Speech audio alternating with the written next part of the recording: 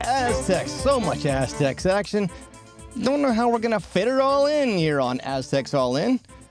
Yeah, we're not on any time limit. We can take as long as we want.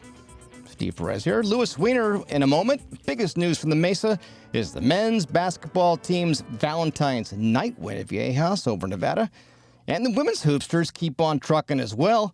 But we have more, right, Louis? We are going to be talking Pac-12 football schedule. And not just football, but some of the other spring sports with some great performances from golf in Hawaii and on the local links. Also the tennis courts on the Mesa and the baseball and softball diamonds there. Even a dip in the pool in Riverside and a look at track and field.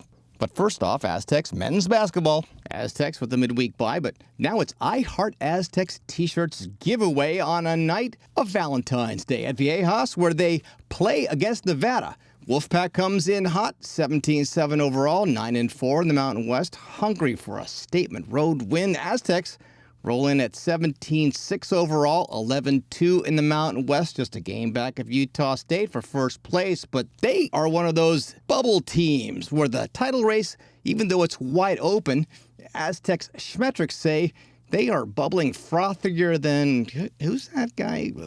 Michael Bublé. And the Mountain West tournament seeding in Vegas is on the line, and this one is absolutely a must-win for the Aztecs midway through the month and March Madness one step beyond. Every single possession taking on added importance. That comes out hot from the three-point line. They are 2 for 2. They're trying to break a losing trend on Steve Fisher Court. They have never won in the Mountain West era. Magoon Gwath in. There's the camera focusing in on him. 16:47 in the game after missing half a dozen. Elsie Harrington still unavailable. Gwath gets a block and a rebound and a piece of another shot. He's fouled on a shot, and at the first media timeout, it's 6-all. Out of the timeout, Goon drains 2 free throws. Aztecs' first lead. Reese Dixon Waters. RDW adds to it with a nice catch-and-shoot baseline 3. Pharaoh Compton hits 2 free throws after getting fouled on a fast break opportunity, and then he misses 2 bunnies later on in the half. Corey Camper Jr., the big star for the Wolfpack, he ends up with 13 at the break. At the 10-18 mark, Taj DeGorville, he hits a deep 3. Compton, though, is fouled again on a fast break, makes the 2. And the free throw as well. It's 19-11 Aztecs inside of 10 minutes. Balanced scoring from the Aztecs at this point. 7 Aztecs on the stat sheet at the 7:46 mark, leading by 10. Nevada, just 3 players who've scored, led by Camper, but they haven't scored from the field in 6 minutes. Gwath comes out with a 3 and disrupting Nevada's inside game on defense, contributing in his first time back after 6 games. Overall, Aztecs defense making Nevada, which is a good ball handling team, look out of sorts. And RDW with 11 points from the field, making the Wolfpack defense look like a bunch of nursing puppies. It's 30-16 Aztecs, 4:10 left in the half, and the lead is 11 at the half. It's 36-25 Aztecs. Honestly, could have been more, but the Aztecs fall in love with the three-point line, and they will miss 4 straight by my count, while Nevada picks up the offensive slack. B.J. Davis, inside a minute, breaks the drought with a beat-the-shot-clock jumper. And the Aztecs will also get a poster dunk from Miles Bird. So, as we say, the Aztecs lead at the half. Gotta keep at it, though, because already at the break on the CBS Sports Network, they are talking about the Aztecs being one of those first 4 teams that are out. Only thing the Aztecs can do that is within their control is just keep winning basketball games. Second half, that lead vanishes quickly in the opening moments. Nothing from the Aztecs offense while Nevada comes out hot again to start a half. And just like that, it seems leads down to 2. And it being college basketball, where it is, say it with me, friends, a game of runs. Aztecs bust out a 13-0 run, started by a B.J. Davis fast break 3, another 3 from Goon, a steal and 2 made free throws by Miles Bird, and capitalized and underscored by tenacious Aztecs D. The lead's pushed out to 11, approaching the 10-minute mark, where there are some quick whistles going into the show side of the court. No one in the arena likes it, least of all Coach Brian Dutcher and the show. Despite the calls, it's an 18-3 Aztecs run. Nevada starts getting whistled on defense. Aztecs leading by 15 with 7:46 left. Gwath drains his third three of the night, racks up his fifth block to this point, and at the 5-minute mark, the Wolfpack appears as if they've run out of gas at Viejas to score 63-45. The clock ticks. Nevada struggles to score against the Aztecs D playing in front of the show. Inside of 2 minutes, Aztecs leading by 20, and it's all over but the final score, which is 71-57. Welcome back to the rotation. Magoon Gwath finishes with 13 points, perfect 3 of 3 from beyond the arc, 4 of 4 from the free throw line, 3 rebounds, all that in just 13 minutes coming off the injury. RDW leads the Aztecs with 20, BJ Davis chips in 14, and Pharaoh Compton, playing in that mask, scored 9, grabbed a couple boards, was a pain on defense along with the rest of the Aztecs in the rotation, but maybe Pharaoh Compton should keep playing in that mask. Miles Heide led the Aztecs in the rebound department with 7. The Aztecs defense forced 14 Nevada turnovers. They limited the pack to 33% from the field. Aztecs recorded 8 total blocked shots. Nevada ended up winning the rebound battle overall with 35 to the Aztecs 30, but of course lose the war on the scoreboard. Aztecs back at it Tuesday night at Viejas, and a chance to even the series against the Grand Canyon Lopes, the Grackalopes.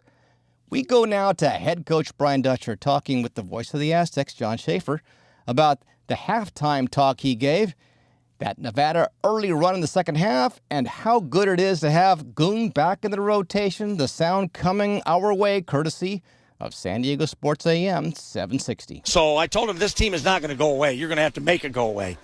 And then we opened the second half, and our defense was pretty solid, but we couldn't rebound the ball. They had 15 offensive rebounds, I think. Yeah, they did in the game. And so we were switching, and so we had a guard on the big and rebounding situations. We knew that was a possibility, but we had other opportunities where we should have had a rebound, and we didn't rebound the ball good enough. And that's end of story. So that was our biggest problem tonight, was rebounding. We work on it every day.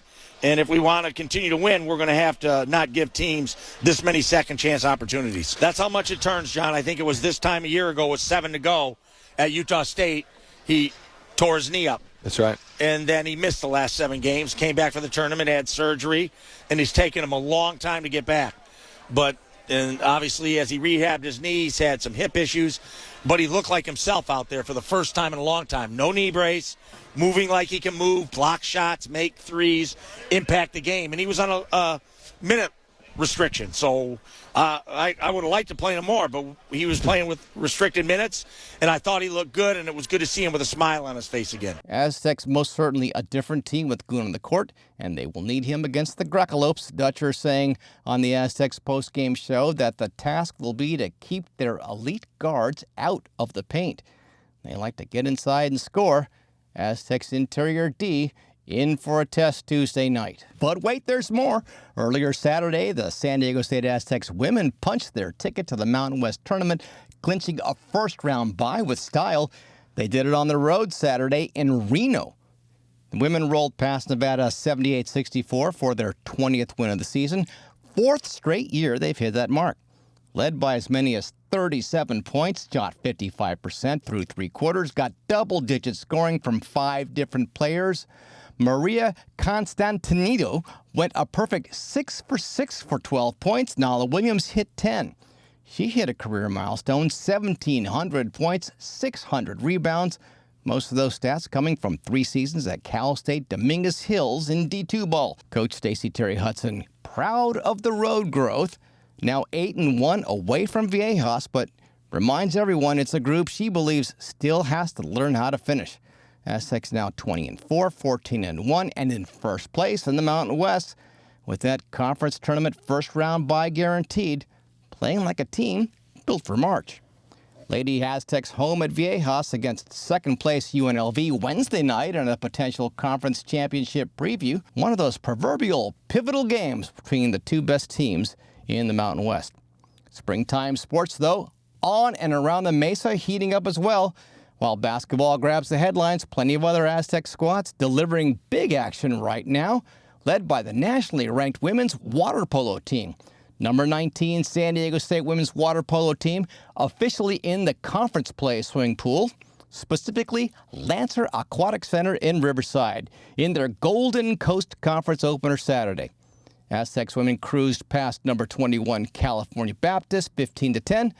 Claudia Valdez led the way with 4 goals, 2 in the opening quarter. San Diego State sped out to a 5-1 lead after 8 minutes, never looked back. Balanced attack, strong defense, holding the Lancers in check the rest of the way. That win improves the Aztecs to 8-6 overall, coming off a decent showing at the ASU Invitational the prior weekend, and now they will look to build momentum as conference play heats up. The defending Mountain West Conference champion softball program hosting all kinds of games on the Mesa. It's the Campbell Cartier Classic at Softball Stadium. Had to win over Baylor on Thursday night, split Friday doubleheader on Valentine's Day, engaged in a 2-1 pitchers duel against Fordham, and an 8-5 win over Oregon State. And there's baseball right across the way at Tony Gwynn Stadium. Kevin Vance era underway, towing the mound in style Friday night by surviving a thriller to outlast Long Island University 12-11 for the season opening win. So that first W in the books, and the Aztecs also topped the Sharks on Saturday night. There's track and field competition at the Battleborn Classic in Reno. Jamara Young snags first place finishes in the long jump and triple jump, while Aji Mumbai ripped off the 5th fastest 60-meter dash in program history. She won her heat of the 200-meter dash and finished second overall in that event. Women's tennis stayed hot at the Aztecs Tennis Center, taking down Loyola Marymount 4-2 on Friday, hosting Hawaii on Sunday. The men 10 fell 4-0 to Tulsa on the road last Sunday. They hosted Utah in Valentine's Day matches where they scored a 4-3 win. And the number 22 ranked men's golf team finished 10th in a field of 19 teams at the John A. Burns Intercollegiate. It took place on the ocean course at Hokuala, Kauai in Hawaii. 19 schools, 10 conferences competing in a 54-hole event. 7th longest running golf tournament in NCAA Division I. Harry Tekes, the sophomore out of Brisbane, Australia, anchoring the 6-player squad for the Aztecs. He missed the first place individual trophy by that much. With a closing round of 5 under par on the final day, he finished 1 shot shy of Trevor Alge from Loyola Marymount. Women's golf action, Lewis, since the beginning of the month, defeating Long Beach State at the Grand Golf Club in Del Mar, finishing 8th in their own San Diego State Classic at the Heights Golf Club in San Diego's Bernardo Heights. They have a freshman, and Manon Martin. She hails from Courbevoie, France, named the Mountain West Freshman of the Week. Shot a career-low 71 in her opening round at the Classic, logged a career-best 54-hole score in the tournament. We go to Louis Weiner now with some readings from the Book of Football, as in San Diego State. The Book of the Pac-12, Chapter 1. And they also sneak in some men's hoop talk. Don't they, Mr. Louis Weiner? A new era in Aztec sports literally kicks off this summer after the Pac-12 officially unveiled its football schedule for the new-look version of the conference, and that schedule looks a bit different than we're used to. The Aztecs will play 4 out-of-conference games before the league schedule kicks into gear, and they then will play 8 conference games. But get this, only 7 of those games will actually count towards a Pac-12 championship. The final week will consist of 4 flex games, and right now there are placeholder matchups in the schedule, all rematches from games earlier in the season. But the actual matchups in this new flex schedule concept will actually be decided 6 days before kickoff. Why? Well, we'll discuss that shortly with CBS News 8 sportscaster John Haward. But in theory, it's allowing any Pac-12 school with a shot to make the college football playoff to have a favorable matchup that helps its resume. All we know now is that 4 home teams on November 28th will be Fresno State, Utah State, Colorado State, and Washington State. Currently, the Aztecs are down to play Fresno State for a second time, 6 weeks after the Aztecs host the Bulldogs in October. The only rule is, if a team has already played a road game against a particular team, they cannot play them again on the road. So since the Aztecs already play at Colorado State on October 24th, they cannot play them again on the road during Flex Week. So aside from Fresno, the Aztecs could also possibly play at Utah State or at Washington State. So let's take a closer look at the Aztecs schedule. We already know the non-conference games. They open the season at home against Portland State on September 5th, then travel to Pasadena for a road game against the Big Ten's UCLA on September 12th. They return home on September 19th to face off against a college football playoff team from last season, that's James Madison, and then play on the road the following week at Toledo. Now for conference, the Aztecs' first Pac-12 game will be October 3rd, hosting Texas State in the first meeting between the two schools. They then alternate between home and road games over the next 4 weeks. At Oregon State on October 10th, home against Fresno State on October 17th, at Colorado State on October 24th, and a Halloween night tilt at Snapdragon Stadium against Washington State. Following their only bye week, the Aztecs will host Utah State on November 14th and travel to Boise State on November 21st for their final conference game that will actually count in the standings. No kickoff times are announced yet, and while all games are currently scheduled for Saturday kickoff, that could change. So what do you think of the matchups and more specifically, the flex schedule? Here to talk more about it is CBS News 8 sportscaster John Howard. John, thanks for spending some time with us on Aztecs All In. My first question, though, is before we get to the whole flex thing, what do you think about the football team's schedule in general, including both non-conference and conference games? Well, Lou, great to see you again, and I'm happy to be with you. I like the schedule. The conference schedule is what it is, and we'll talk flex in a moment, but let's look at the non-conference schedule. If I can be frank, I'm really kind of tired of playing the powder puffs.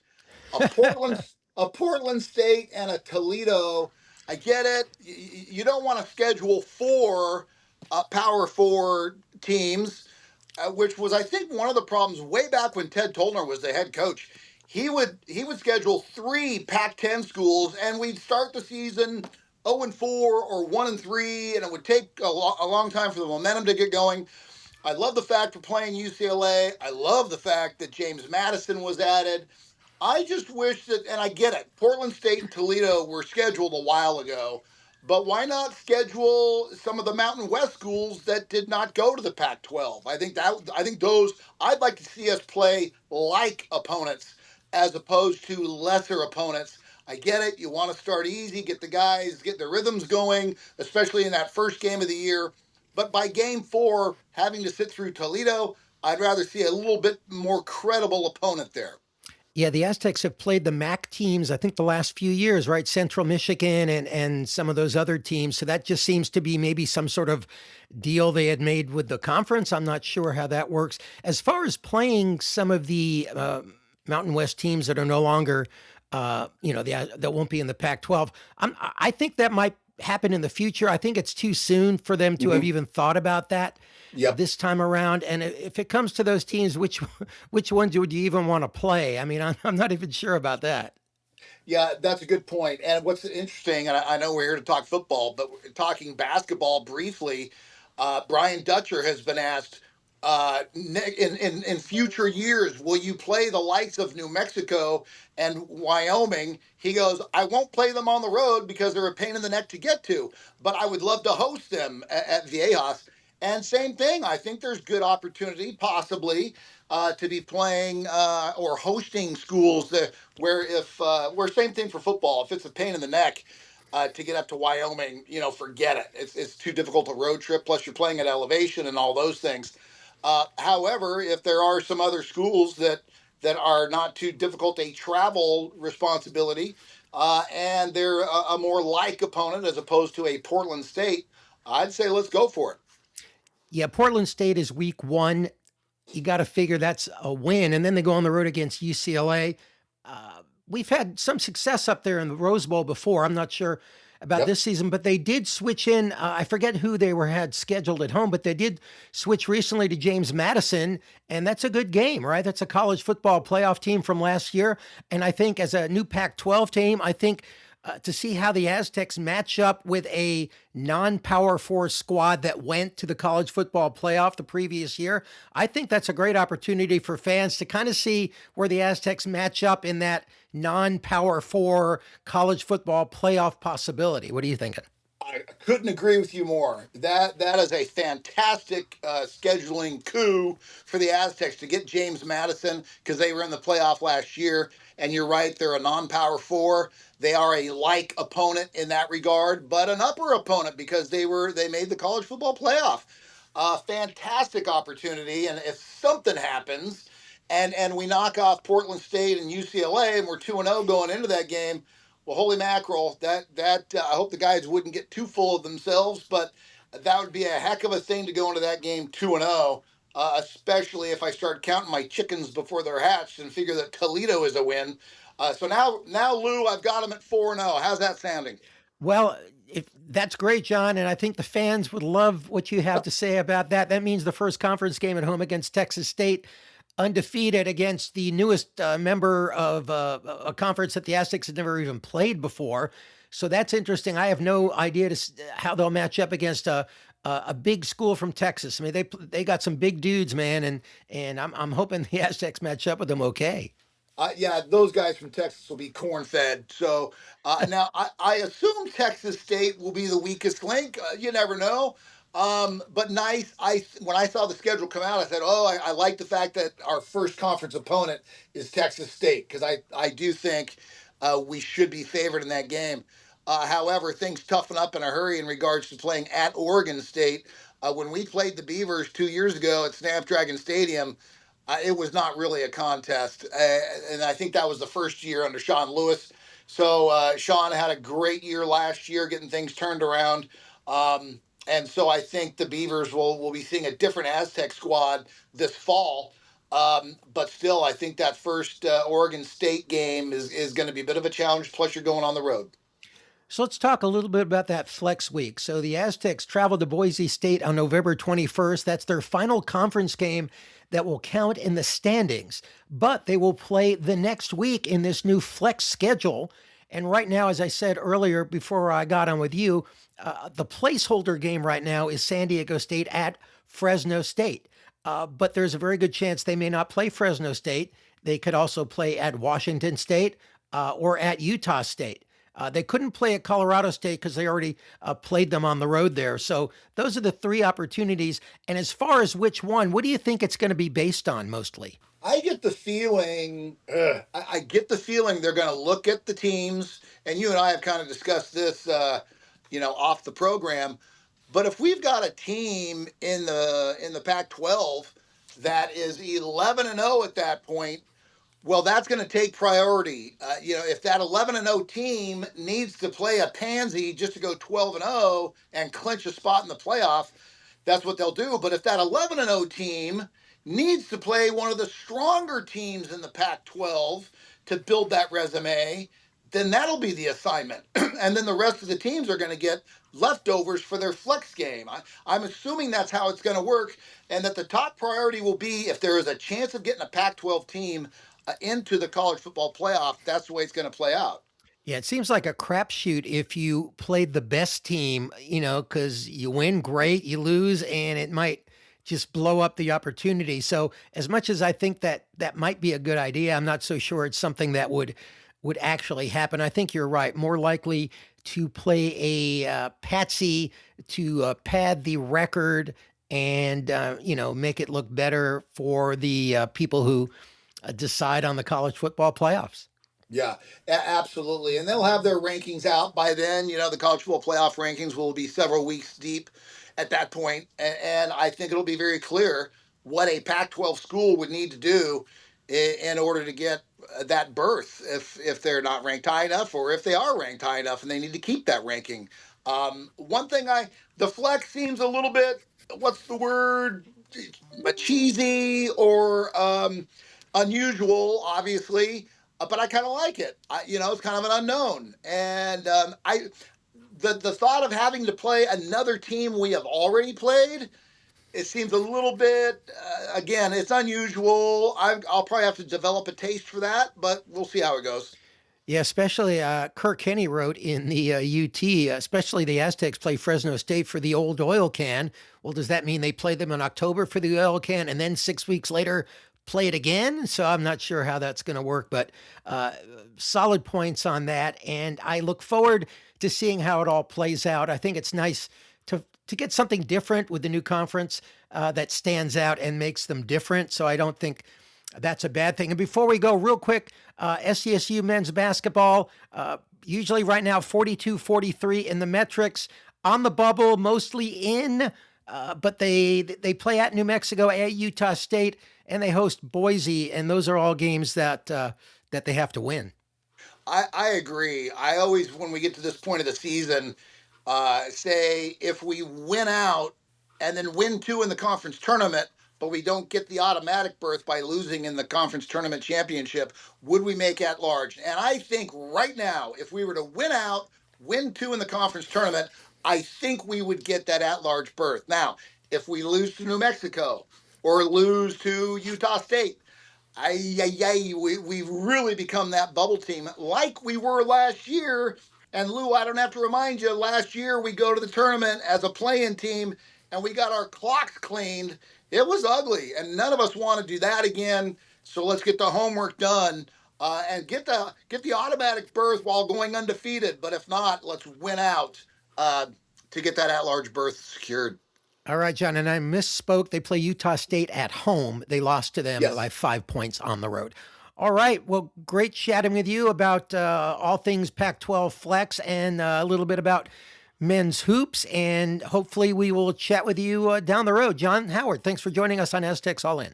Sounds good, Lou. Anytime. Thank you, Louis. Appreciate the Aztec football scheduling update bits and the Me Too's on Aztec Hoops, both from you and John Howard, the longtime sports guy at CBS 8 San Diego. So on this end, in regards to the Pac-12 football scheduling with the flex game concept, here's hoping they can add another legit conference member and flex that flex game right on up off the schedule in the not-too-distant future. I can see why they had to add the game, but it's a game against a conference foe that doesn't count for conference. Well, I don't want to say it's underwhelming. It's not exactly overwhelming either. To me, it's just, well, whelming. Whelming. You know, like Stewie say, Will Wheaton, Cool Whip. Whelming. I'm hearing crickets now. I said I'm hearing crickets. Hey, someone give the intern a poke. He's missing a cue. Oh! There, that's better. Yeah, as I was saying. Oh, wait a minute. First, there's a note from the official Aztecs All In lawyer. What the? I really got to read this, too. I think you guys are making a big mistake. I do mostly tax law and some probate stuff occasionally. I got my law degree in night school. All right, the preceding sound effect was not a real person. No interns were hurt yet during the production of this podcast. Any violent intent expressed or implied against any persons alive, deceased, or preborn on this or any alternate timelines is strictly prohibited, disavowed, and retroactively unenacted across all timelines, including those not yet observed by quantum observers?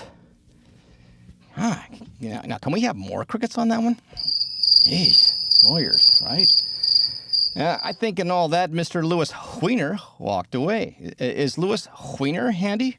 Oh, there's Louis Weiner. Thank you so much for listening in. Please follow or subscribe wherever you listen to your favorite podcast. You can also drop us a line, aztecsallin@gmail.com. And don't forget to follow us on the X at Aztecs_all_in for all late-breaking Aztec news.